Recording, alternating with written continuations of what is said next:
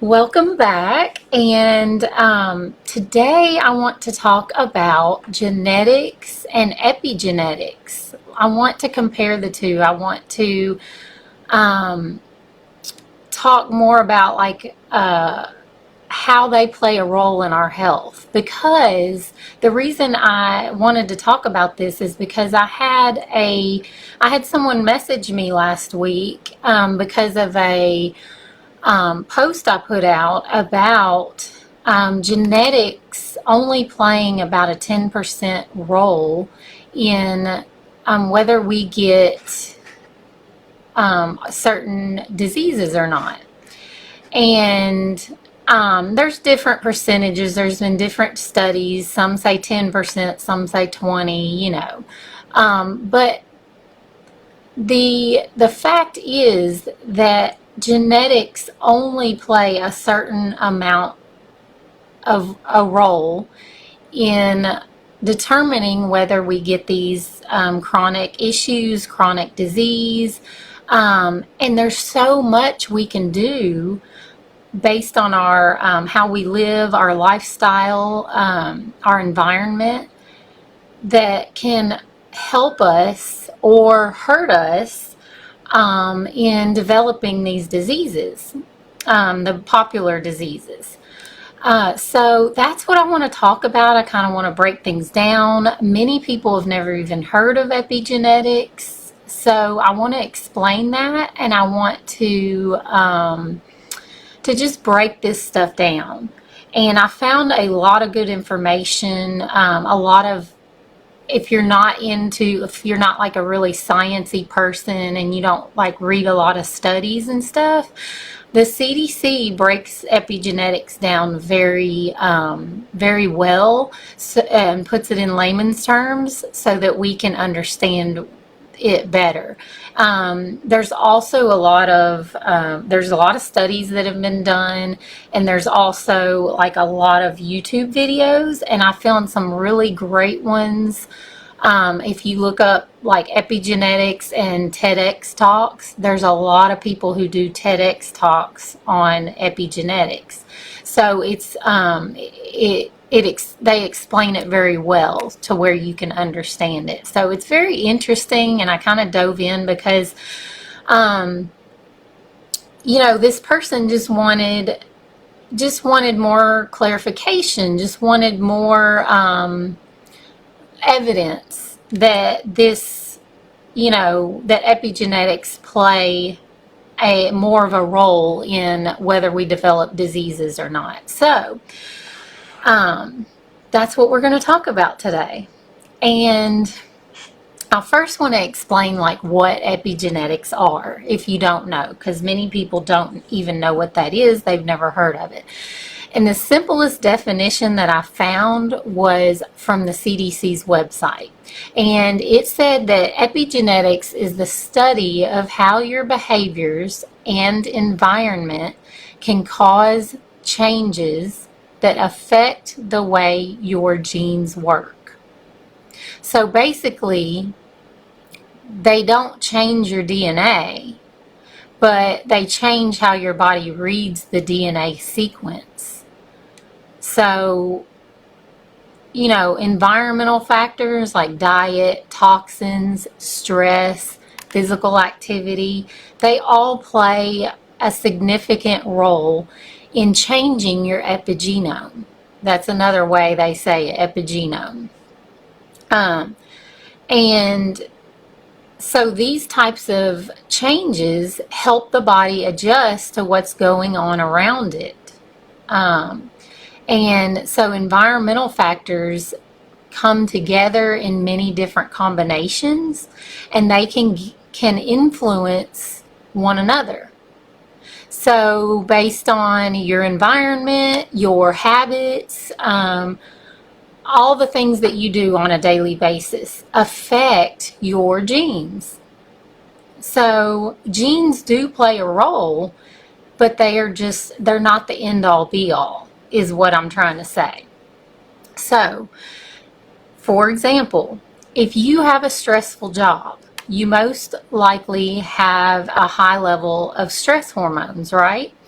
And those stress hormones they may trigger you to crave or eat processed foods, because a lot of us stress eat. When we get stressed out, what do we reach for? We reach for comfort food, for processed food. And so, as a result of having a stressful job, it may cause us to crave and eat processed foods. And so together, these factors can make you more susceptible to disease.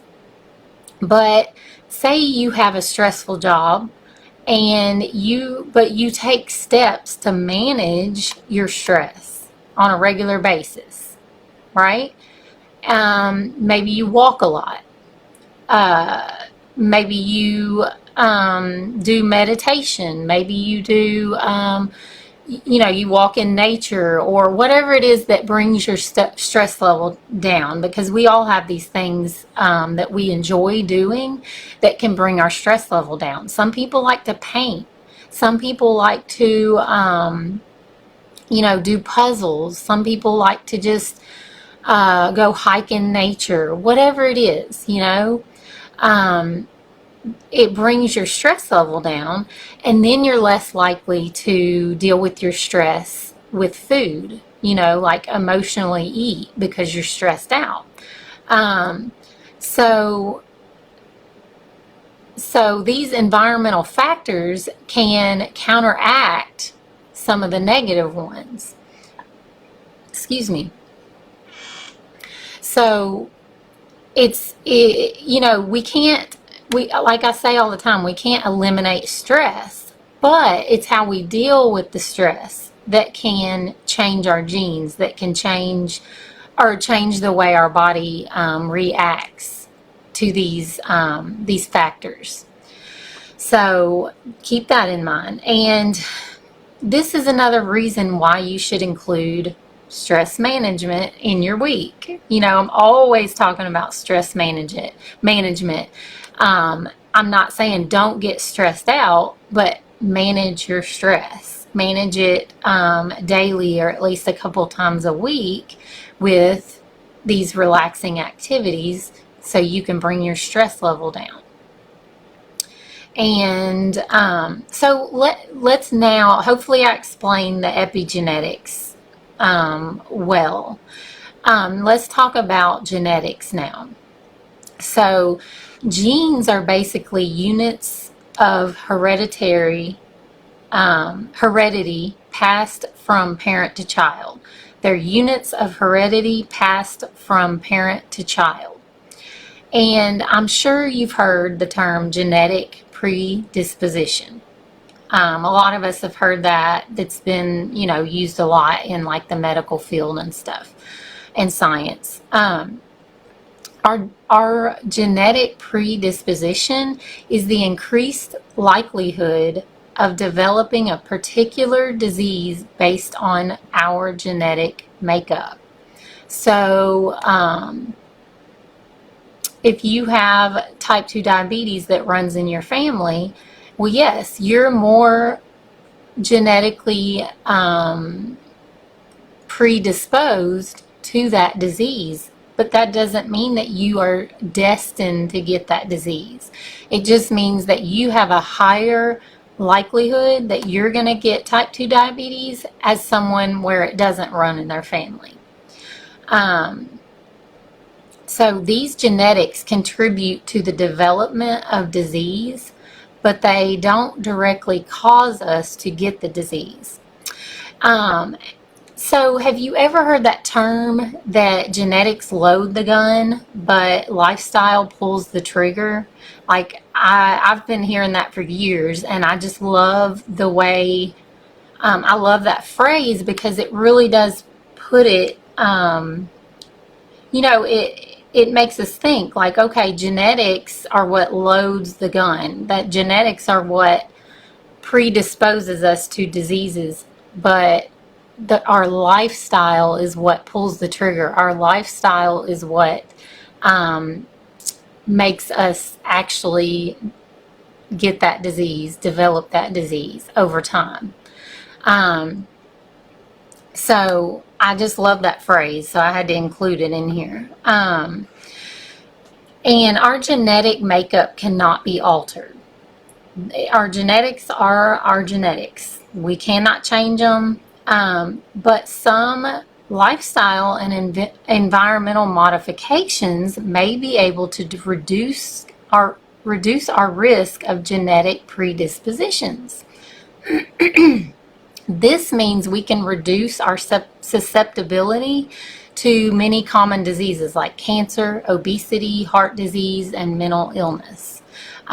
So we can lessen our susceptibility to these very common diseases if we just change our environment and change our lifestyle, is what it's saying. So we can't control the genes we were given, but we can control what genes get turned on and off by our lifestyle. Our behaviors play a large role in our risk of getting health issues. So, you know, I believe, and there's different opinions on this, and that's fine. Like, I believe that our lifestyle and our environment play a bigger role than our genetics. Like, everything that I've read, everything I've studied, what I've been through personally in my life, I feel like this is very true. But you have to form your own opinion, you know, and everybody has the right to their opinion. But I'm just giving you, you know, what I've learned over the years, you know, and what I've studied and what I believe. So, you know, I'm not saying anybody's right or wrong. This is just my opinion. So what I want to share with you is the top tips that the CDC recommends to prevent these chronic diseases. So the CDC is even saying that we can prevent these diseases. We can prevent these diseases through our lifestyle. So the tips that they give, I'm sure you can guess some of them because they're very common, but they are to quit smoking, to eat whole foods, get regular physical activity, avoid drinking too much alcohol, get screened by your doctor to catch disease early, because when you can catch something early, like if it's in the early stages, then there's so much you can do to prevent or reverse where you're at. So that's why they're saying that. And then they also recommend getting enough sleep, something I talk about all the time. And know your family history.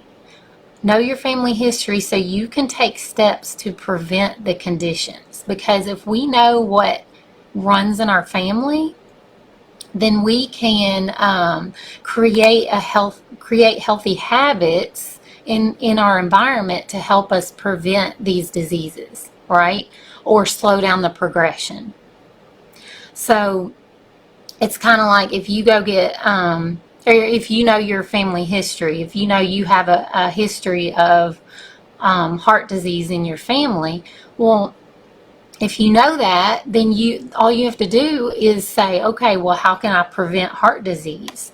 And you research that, you study it, and you do those steps, and you may never get heart disease because you've prevented it. You've done the steps that it took to prevent you from getting that, even though it runs in your family. So I hope I'm making sense with this. Let me know in the comments if I'm making sense. If you have any questions, let me know if you have any questions about epigenetics, genetics, anything like that. And say hi. If you're watching, say hi. If you're catching the replay, let me know. And then if you are catching the replay, just if you have a question, put it down below, because I always check that. I always go back and see if I have any questions or comments or anything. So do that. And so if you're wanting to create better habits for yourself, but you just aren't sure how, I do offer a free healthy habits strategy call. And on this call, we'll discuss your goals, and I'll give you like 2 or 3 strategies that will help you reach your goals, the goals that you say that you want to achieve. And so I'll have that link to sign up in the comments. I'll go ahead and put it in there after I get done here. But anyways, guys, I hope that I explained epigenetics and genetics well enough, and I hope that you understand that there is so much you can do if you want to prevent or reverse your disease. You can do lifestyle things and habits and change your environment and things like that